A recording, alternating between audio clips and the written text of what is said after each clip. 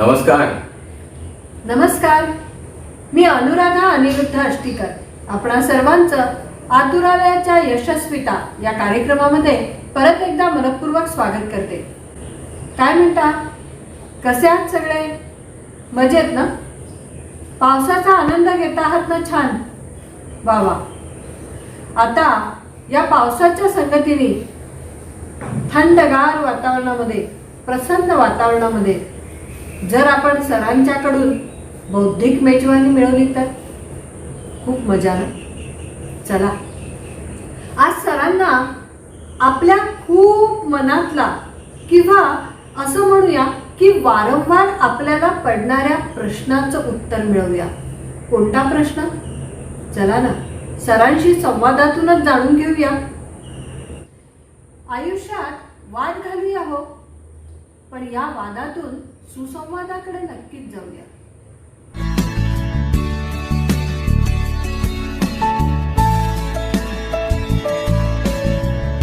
गुरूंच्या सांगण्यावरून आपण स्वतःकडे पाहायला शिकतो, स्वतःचे जीवन सार्थक करतो. कारण गुरु आपल्याला आपल्या अंतरात्म्याची ओळख करून देतात. अंतरात्म्यावर सतत आपण नामाचा अभिषेक करत असतो. जेव्हा आपण औंढा गिळतो तेव्हा लाळेच्या रूपाने हृदयस्थ परमेश्वरावर अखंड अभिषेक होत असतो. हा अभिषेक आपल्याला मोक्षाची कवाडे उघडी करून द्यायला मदत करतो. औंढा गिळता लाळ गळे ती पडे टप टप. औंढा गिळता लाळ गळे ती पडे टप टप. नकळत आत्म्यावरी होई अभिषेक.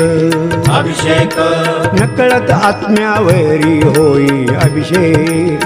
अभिषेक अभिषेक अभिषेक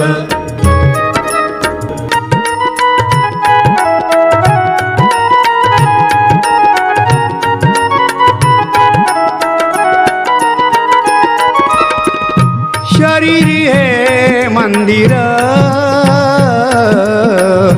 आत्मा ईश्वर. आत जाण्यासाठी प्रवेशद्वारी असे मुख. नकळत आत्म्यावरी होई अभिषेक.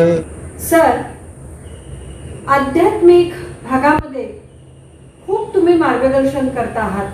अनेकांनी त्या तऱ्हेने प्रयत्नही सुरू केले आहेत. अनेकांना छान अनुभवही येत आहे. पण नित्य आयुष्य जगताना सुद्धा बरेच प्रश्न पडतात. आज या आयुष्यातलाच एक प्रश्न. हा प्रश्न असा आहे की अनेक वेळा आपण काहीतरी बोलतो आणि समोरच्या व्यक्तीपर्यंत तो अर्थ पोहोचत नाही की काय काय घडतं माहित नाही, पण खूप गैरसमज होत जातात. तर त्याबद्दल काही सांगाल? छान. नेहमीप्रमाणे प्रश्न छान आहे. त्या प्रश्नाची सुरुवात करताना असं सांगेन की अनेक वेळेला काही बोलताना गैरसमज होतात असं तुम्ही म्हणालात, पण न बोलताही गैरसमज होतात. खरंय खरंय. म्हणजे कधीतरी असं वाटतं की अरे बोललो असतो तर कदाचित असा विचार समोरच्याने केला नसता. बरोबर. मानवाला सगळ्यात मोठी देणगी निसर्गाने दिली आहे ना, ती म्हणजे शब्द दिले आहेत. आणि शब्दांमधून प्रेम व्यक्त होऊ शकतं. एकमेकांच्या भावना कळू शकतात. आता एकमेकांच्या भावना कळू शकतात म्हणजे त्या पटतात असं नाही. सर, म्हणजे तुम्ही असं म्हणता आहात की शब्द हे खूप आयुष्यामध्ये महत्वाचे आहेत. हो. म्हणूनच एका कवीने खूप छान तऱ्हेने असं म्हटलेलं आहे, शब्द शब्द जपून ठेव बकुळीच्या फुलापरी. ते असंच असेल का की इतके शब्द गरजेचे आहेत किंवा महत्वाचे आहेत की ते शब्द बोलून आपण अगदी फुलासारखे जपूनही ठेवू शकतो, किंवा ते शब्द शस्त्राप्रमाणे आपल्यावर वारही करू शकतात? दोन्ही गोष्टी असू शकते. अगदी बरोबर आहे. तुम्ही जो भाग म्हटलात ना तोच खरा आहे. की शब्द फुलांसारखा प्रयोग करू शकतात आणि शब्द शस्त्रासारखे वापरले पण जाऊ शकतात. खरंय. तुमच्या माहितीत अशी असंख्य लोक असतील की ज्यांचे शब्द इतके तीक्ष्ण आहेत की मनाला भेदून जातात. असं म्हटलं जातं हृदय चिरून जातात. खरंय, खरंय. काय करणार त्याला? आणि त्यावर हे लोक असंही सांगतात की आमच्यामध्ये प्रेम खूप आहे. बोलताना लक्षात राहत नाही, शब्द पटकन निघून जातात, म्हणजे आम्हाला प्रेम नाही असं नाही. आता किती अवघड आहे म्हटलं तर, जे मनात असतं तेच बोललं जातं. त्या वेळची सिच्युएशन फार महत्वाची असते. मी तर असं म्हणेन वाद झालेले चांगले, कारण वाद झाल्यानंतर गैरसमज होतच नाही. पण वाद झालेच नाहीत तर तिथे शब्द कमी होतात, दुरावा खूप वाढत जातो. आणि जसा जसा हा दुरावा वाढत जाईल ना तसं तसं लक्षात येतं की आता रिलेशन खराब व्हायला आहे. काय झालं होतं तर गैरसमज झाला होता. मनामध्ये माझ्या काय आहे हे कळलं नव्हतं, दुसऱ्याने काय विचार केला हेही कळलं नाही, पण कोणीच व्यक्त झालं नाही. त्यामुळे दुरावा वाढला आणि गैरसमज खूप झाले. दोन्ही गोष्टी तितक्याच महत्वाच्या आहेत. समजूत पटण्यासाठी सुद्धा शब्द गरजेचे आहेत आणि गैरसमजुतीसाठी सुद्धा हेच शब्द मोलाचे आहेत. काही लोक फार त्रोटक बोलतात. हे त्रोटक बोलतात, यांचे व्ह्यू कधी क्लिअर होत नाही आणि न झाल्यामुळे समोरचा माणूस त्यांच्या परीने विचार करतो आणि गैरसमज करून घेतो. आता तो खरंच समज होता की गैरसमज होता हे बोलल्याशिवाय कळणार नाही, पण व्यक्त व्हायलाच मिळत नाही. प्रत्येक माणसाचा इगो आहे. मी का सुरुवात करावी, त्याला गरज असेल तर तो बोलेल. तुम्हाला सांगतो जगामध्ये अब्जावधी लोक आहेत, मग तुमच्या परिचयाचे 10 लोक तुमच्याशी नाही बोलले, तुमच्या आयुष्यात खरंच फरक पडणार आहे का? अगदी मी तर म्हणेन तुमच्या घरातले जरी तुमच्याशी नाही बोलले ना तरी काही फरक पडणार नाही. पण हे नाही बोलले हे गैरसमजामुळे नसावं. विचार नाही पटले, आम्ही बोलत नाही म्हटलं तर चालेल. तुम्हाला सांगितलं तर कदाचित आश्चर्य वाटेल. एका घरामध्ये मी गेलो होतो. पती पत्नी आणि त्यांचा एक 27 वर्षाचा मुलगा राहत होता. जेव्हा काही असे विषय झाले तेव्हा ते म्हणाले की तुम्ही आलात, एक अर्धा तास झालाय आणि आपण किती बोलतोय. मी त्यांना म्हटलं किती बोलतोय म्हणजे मी खूप जास्त बोलतोय असं म्हणायचंय का?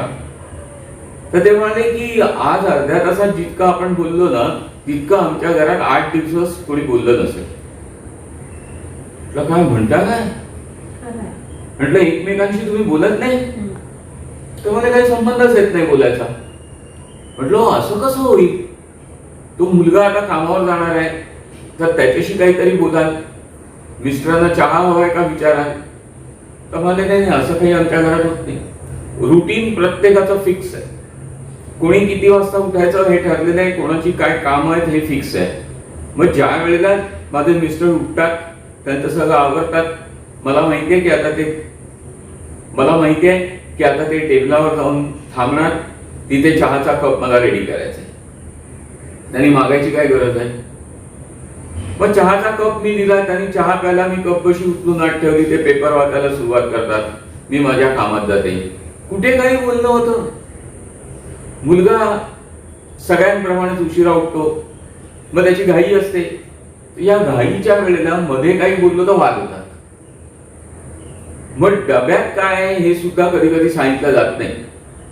त्याचा नाश्ता टेबलावर तयार असतो, तो पटापट ते गिळतो, डबा उचलतो आणि ऑफिसला निघून जातो. कुठे बोलणं होत आहे? कठीणच आहे. पण अशी कुटुंब आहेत.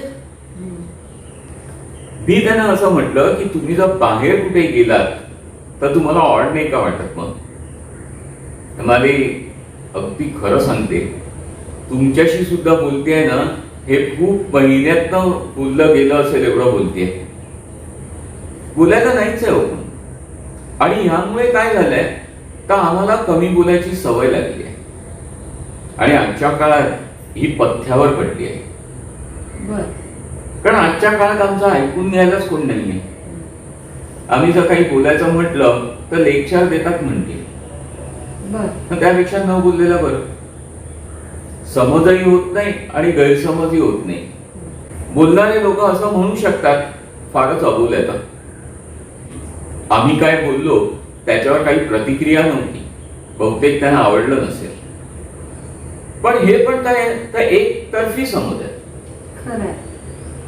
ह्याच्यावर मी तुम्हाला एक सोपा भाग सांगेन की हे सगळे समज गैरसमज हे मिटवून टाकले पाहिजे. लोकांनी फक्त प्रेमाने बोलायला सुरुवात केली पाहिजे. आता प्रेमाने बोला म्हणजे काय? लोक बरेच वेळेला असं सांगतात ना, गोड बोला. तर गोड बोला म्हणजे साखर, बासुंदी, गुलाबजाम, पुरणपोळी हे शब्द आहेत, पण हे गोडव्याचेच आहेत, पण हे पदार्थांचे आहेत. खरंय. या शब्दांमधनं तुमचं मन उलगडलं जात नाही, तुमच्या भावना प्रकट होत नाही.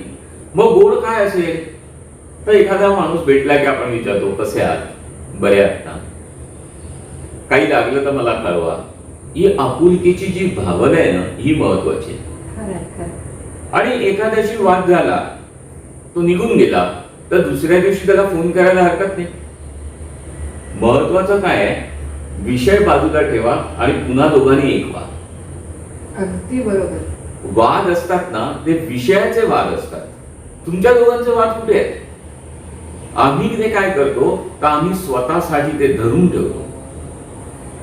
दोन माणसं एकत्र आल्यानंतर तो विषय जर बाजूला ठेवला तर वाद संपला. पण तिथे जर 2-4 माणसं अजून असतील तर तुम्हाला दोघांना बघितल्यानंतर तेच विषय ते काढतील, कारण त्यांना एंटरटेनमेंट आहे. बरोबर. तुम्ही भांडलात केलं तर किती फायदा होतो त्यांचा, वेळ चांगला जातो, मजेत जातो. आता तुम्हाला यातली एक गंमत सांगतो, मी प्रत्यक्ष अनुभवलेली गोष्ट आहे. बरं. एका ऑफिसमध्ये मी बसलो होतो आणि त्या ऑफिसमध्ये बसला असताना एका ग्राहकाला फोन आला. म्हणजे तो ऑफिसचा इन्चार्ज जो माझा मित्र होता, त्याला एक फोन आला आणि त्यांनी म्हटलं ठीक आहे या. फोन ठेवला आणि तिथे जे काही 2 त्याचे नातेवाईक होते त्यांना असं सांगितलं की मध्ये काही बोलायचं नाही. तर मी म्हटलं की माझा पण काही रोल आहे का असा, कारण हे सगळं माझ्यासाठी अचानक काहीतरी वेगळंच पुढ्यात आलं. बरोबर. तर म्हणाला नाही नाही, तुला काही रोल नाही आहे आणि हे काय आम्ही नाटक नाही करतो, पण जो माणूस येतोय ना त्या माणसाचं आणि माझं कडाक्याचं भांडण आहे. बर. आज तो इथे कशासाठी येतोय हे सांगणं कठीण, पण तो म्हणाला मी येतो, तर मी नाकारू कशाला? ठीक आहे ये बाबा. आता येऊन तो काय विषय सुरू करेल, त्यावरनं काय रिॲक्शन्स होतील, काय घडेल पुढे माहित नाही. तर मी आपलं त्याला गमतीने म्हटलं, मारामारीपर्यंत जाणार नाही ना तुम्ही? म्हणजे मला तसं सेफगार्ड करायला बरं, कारण तुमच्या याच्यामध्ये काय होईल तर माझ्यावर यायचं काहीतरी, मारामारी करताना एखादा माझ्या अंगावर पडायचा. तर तुम्हाला माझ्याकडनं प्रयत्न राहील, मारामारी होणार नाही आणि शब्द सुद्धा वाटणार. तर छान अनुभवाचा भाग होता. अगदी तुम्हाला सांगतो, ही गोष्ट साधारण 86 सालातली वगैरे असेल. अच्छा. जे रक्त असं सळसळत असतं त्यावेळेला आणि तू येच मी बघतो अमुक करतो वगैरे असे सगळे भाग असतात. तर एक 15-20 मिनिटांनी एक व्यक्ती त्याच्या ऑफिसमध्ये आली आणि गंमत अशी होती ना की त्या माणसाबरोबर 3 जण होती जी बॉडीगार्ड वाटत. एक धष्टपुष्ट माणसं एकदम त्याच्या बाजूला अशी उभी होती. आता मी म्हटलं बहुतेक काहीतरी राडाच आहे. तर ह्यांनी फार प्रेमाने त्याला रिसीव्ह केलं, म्हणाला खूप महिन्यांनी आपण भेटतोय, बस. तो माणूस बसला. ते 3 जण मागे उभे होते आणि आम्ही 3-4 जण त्याच्या ऑफिसमध्ये बसलेलेच आधीपासून. हा सगळा सीन बघितला ना तर काही पिक्चर आठवतात, तसा भाग होता. मलाही फार उत्सुकता होती की काय रिॲक्शन असेल, काय झालं असेल या दोघांमध्ये. विचारांनी आपण फार पुढे जातो ना पटकन, हेच गैरसमज. तुम्ही समज करूनच कशाला घेता, काय आहे ते बघा. पास्ट आणि फ्युचर याच्यामध्ये जाण्यापेक्षा प्रेझेंट मध्ये राहा, किती छान वाटेल. तर तो माणूस बसला त्याचा पहिला प्रश्न होता, चहा घेणार की कॉफी? फारखोर लोक आहेत, चहा कॉफी विचारतात एकमेकांना. माझ्यासाठी सगळ्यात नवीन की अशी काही सिच्युएशन मला बघितली नव्हती मी. तर तो म्हणाला मँगोला गेली. त्यांनी तिथला जो स्टाफ मेंबर होता त्याला सांगितलं की 8-10 मँगोला सांग. आता तो माणूस निघून गेला. त्यांनी त्याला सांगितलं की एक बिझनेस प्रपोजल आहे, ह्या तऱ्हेने मला एक कॉन्ट्रॅक्ट मिळत आहे आणि हे कॉन्ट्रॅक्ट तुला पण खूप फायदा करून देईल जर तू ह्याच्यामध्ये सपोर्टिव्ह रोल बघितलास तर. तर तो म्हणाला काय आहे? मग त्याने काही व्यवहार व्यवसाय वगैरे या गोष्टींनी चर्चा केली. तोपर्यंत मँगोला आलं.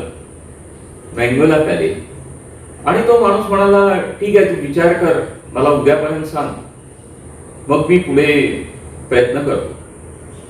त्या माणसाने सांगितलं की मी तुला चांगलं ओळखतो, उद्यापर्यंत विचार करण्याची काही गरज नाही, आत्ताच मी तुला सांगतो मी तयार आहे. क्या बात आहे, छान. हे ऐकून मला अजून आश्चर्य वाटलं. अरे दोघांचं अजिबात पटत नाही आणि पटत नाही तिथे एकत्र व्यवहार करतात. तो माणूस म्हणाला गुड, मला हीच अपेक्षा होती तुझ्याकडनं. तो उठला आणि निघून गेला.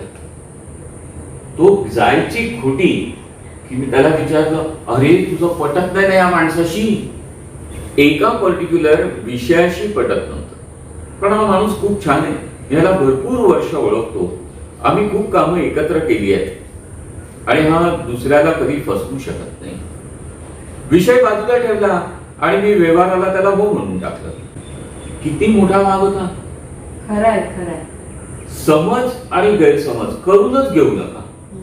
आत्तासाठी माझ्यासाठी काय चांगलं आहे ते मला हवंय. मागे काय झालं, पुढे काय होणार, काही नको. त्यांना काय वाटलं, मला काय वाटलं, हेच समज आणि गैरसमज. अगदी सोपं टेक्निक आहे, यातनं बाहेर पडा. समज करून घ्यायचा, पण तो गोष्ट पटत असेल तर, आणि पुढाकार घेऊ. गैरसमज करूनच घ्यायचा नाही. गैरसमज झाला तर लगेच फोन करा आणि विचारा असं असं मला वाटलं, तुझं काय म्हणणं आहे? नाही म्हणण्याची तयारी ठेवा. विषय पटला नाही म्हणून सोडून द्या. पण ह्या गोष्टींमधनं आपण स्वतः खूप रिलॅक्स होऊ शकतो. आजच्या काळात तुम्हाला सांगतो, फॅमिलीमध्ये सुद्धा गैरसमज आहेत. हो खरं आहे. वडील मुलगा यांच्या नात्यामध्ये गैरसमज आहेत. मग आता तुम्ही काय सांगणार या गोष्टींना? एकच गोष्ट आहे, कम्युनिकेशन नाहीये. निसर्गाने मोठी देणगी दिली आहे. छान चांगल्या तऱ्हेने संवाद ठेवा, प्रेम द्या. प्रेम तुम्हाला निश्चित मिळेल. जसं आपण नेहमी सांगतो, आनंद वाटा, निसर्ग आनंदाचा वर्षाव करेल तुमच्यावर. खरंय, अगदी खरंय सर. इतकं सुंदर तुम्ही सांगितलंय ना की गैरसमजच करून घेऊ नका. खरंय, कधी कधी कम्युनिकेशन होत नाही आणि त्यामुळे सुद्धा समोरच्या व्यक्तीला आपण विचार करण्यासाठी वाव देतो की आपलं वागणं ह्यावर त्यांनी काय विचार करावा ते आपल्या हातात कधीच नसतं. आपण काही रिॲक्ट झालो नाही, तो त्याच्या परीने विचार करत जातो, त्याची मतं बनवत जातो, पण ते आपल्या हातात न राहत नाही. त्यापेक्षा खरंच आहे, जर आपण कम्युनिकेशन साधलं, आपण बोललो, आपल्या मनातले विचार त्याच्यापर्यंत पोहोचवण्याचा प्रयत्न केला, तर निश्चितपणे गैरसमज होणार नाहीत. आणि गैरसमज सोडून देणं ही तर खूप मोठी कला आहे, जी प्रत्येकाला प्रयत्नांनी साध्य करायची आहे. निश्चितपणे सगळेच जण प्रयत्न नक्की करणार आहेत. गैरसमज आयुष्यातले सोडून, म्हणजेच इगो बाजूला ठेवून पुढे जायचं आहे, तर ती कला प्रयत्नांती साध्य करूया. सर, यावरून ना मला एका कुटुंबातली गोष्ट आठवली. छान. ती या सगळ्यांबरोबर मला शेअर करायला आवडेल. नक्की नक्की. तुमची गोष्ट ऐकायला लोक उत्सुकच असतात. छान छान. खूप छान वाटतं जेव्हा तुमच्या सगळ्यांकडून यशस्विता कार्यक्रमाबद्दल प्रतिक्रिया येतात. यशस्विता कार्यक्रम हा तुम्हा सगळ्यांना खूप आवडतो तुम्ही सगळ्या आतुरतेने त्याची वाट बघत असता. आज आपण आयुष्यातले गैरसमज याबाबत सरांबरोबर चर्चा करतो आहोत. सरांनी खूप छान शब्दांमध्ये आपल्यापर्यंत ह्या गोष्टी पोचवल्यात. मला पण एका कुटुंबातला एक प्रसंग तुमच्याशी शेअर करायला आवडेल. एका घरामध्ये आई, वडील आणि मुलगा असे तिघं राहत होते. मुलगा थोडासा अभ्यासामध्ये टंगळमंगळ करतोय असं वाटलं आणि त्या वडिलांनी त्या मुलाला असं सांगितलं की अरे बाबा, कॉलेजचं शेवटचं वर्ष आहे, ह्या वर्षी टंगळमंगळ करू नकोस बरं का. ह्या वर्षी तू चांगले मार्क मिळवलेस ना तर निश्चितपणे मी तुला कार घेऊन देणार आहे. कार मिळणार या आनंदामध्ये त्या मुलाने जीवापाड अभ्यास केला. खूप अभ्यास करून मनापासून पेपर लिहिले आणि उत्कृष्ट मार्कांनी पास झाला.